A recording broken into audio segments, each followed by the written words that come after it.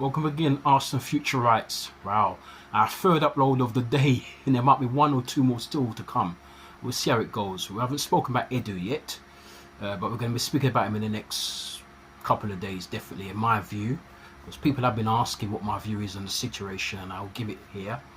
Don't forget to subscribe if you haven't done so already. If you haven't done so already, please hit the subscribe button down below. You can't miss it. It's down below the video on your bottom right hand corner. You can't miss it. It says subscribe down there. Just click your mouse or mice on it, or your finger, and you subscribe. It's so simple. It doesn't cost a penny. The videos don't cost a penny either, and leave your comments, don't cost a penny. Share them, don't cost a penny. But thank you so much for those of you who have thus far, done that for me already, done that for the channel, because we want it to grow. Of course, helps with the algorithms of YouTube. YouTube will not pay me. They don't seem to want to pay me anything, but still we're trying to grow the channel, and let's see where it takes us. But anyway, we're here to talk about Arsenal's game against Internazionale, better known as Inter Milan around the world. Italian giants, one of the biggest clubs in Italy. I think they're the second biggest club in Italy after Juventus. And so Arsenal probably the third biggest club in England after Man United and Liverpool. So two of the biggest clubs in Europe come head to head, locking horns. And the last time we played against Inter Milan was 20 years ago. 21 years ago actually, it was the end of 2003. And they beat us at Highbury 3-0. I remember Obafemi Martins was on fire that night. And we beat them 5-1 at San Siro. Thierry Henry was excellent that night. He really was. I would never won the Ballon d'Or for that season. I would never know. None of us would ever know.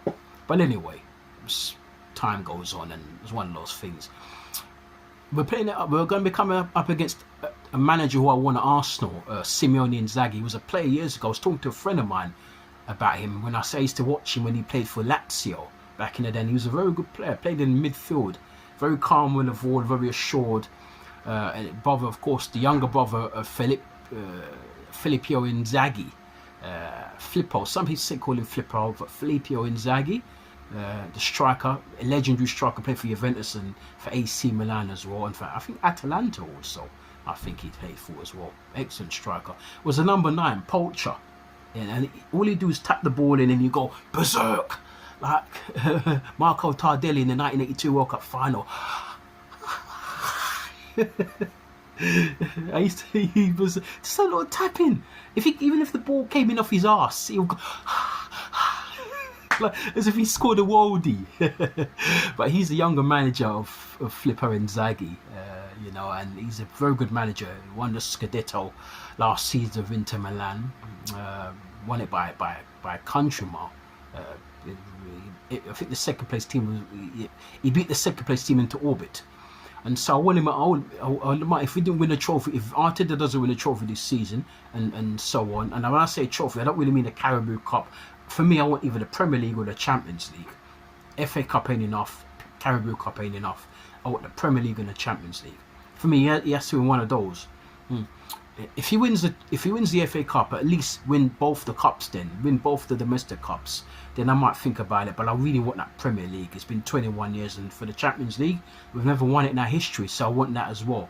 But anyway, as time goes on, we'll talk more about Arteta's situation. But I'm going to go for a 2-0 Arsenal defeat. I think we're going to lose this game tonight, because our form lately hasn't been very good, and we've not conceded a goal. I couldn't believe it. We played 3 games in the Champions League. We've not conceded a goal yet. Of course, 1-0 against Shakhtar Donetsk, 0-0 against Atalanta, a fellow Italian team, away. And we also, and our last game, I think the game in between, wasn't it? It was the PSG game. We won 2-0. Probably our best performance of the season, the PSG game. So we haven't conceded a goal yet. We scored 3 goals, conceded none. But I think that's where our work comes unstuck tonight, because I think we're going to lose tonight, and I'm going to go for 2-0 Inter. Inter a sort of team that they play on the break, but they're very good defensively. They don't concede many goals. They play with 3 at the back, and they play with a 5-man midfield, including our ex-player, Henrik Mkhitaryan. He plays there in the midfield there.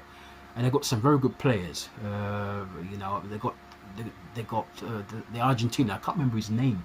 what's his name? The Argentinian guy up front. What's his name? I knew his name and I forgot his name. And also they play with Thuram up front as well. Lilian Thuram's son. He plays up front as well. One of his sons. He plays up front with I think it's Martinez, isn't it? Martinez. That's it. Argentinian international. Couldn't hit a cow's ass, but not a good strike, not a bad striker. But we were linked with him. But I don't want him at Arsenal. You know, I don't want him at Arsenal because he's a bit hit and miss, and he's not as clinical as nowhere near as clinical as a Gyökeres, as a Osimhen and those guys. He's not on that level, but he's a good striker, and he has been linked with some big clubs. Arsenal, Liverpool, two of the big clubs he has been linked with. You know, and midfield, I'm trying to remember who else plays in midfield. Of course, Barella plays in midfield. One of the players I wouldn't mind at Arsenal because I like him. He's very tidy in the ball. He can break up play. He can get it and give it. He very rarely loses the ball, and I think we'll see that tonight when we play against later on tonight when we play against him. He gets the ball and he makes very good use of the ball, and he's good at big. He's a bit like a mini Xavi. Remember Xavi years ago, the legendary Xavi. He played for Barcelona. He's a bit like Xavi in that he's not as good as Xavi, nowhere. One of the best players of all time, Xavi. But he's in that type of mould, like a cultured midfield player who can get the ball, give it, break up play neatly. You know, he can get in, and sometimes he can score his fair. He's not the most prolific of midfielders, but he can score some goals. Maybe averages about 5 or 6 goals a season. You know, so we've got to look out for him as well, Barella, and so on. And there's a few other players as well who are very good at the club there. And of course they've got Simeone Inzaghi, the manager. You know, who's for me one of the best up and coming managers in the world. Maybe he's already that. Maybe he's one of the best managers already in the world. And I wouldn't rule out seeing something like if Pep was to leave Man City and then City go for someone like him. So we need to be careful that we don't miss out on these managers. You know, I would love him at Arsenal. I really would love him at Arsenal.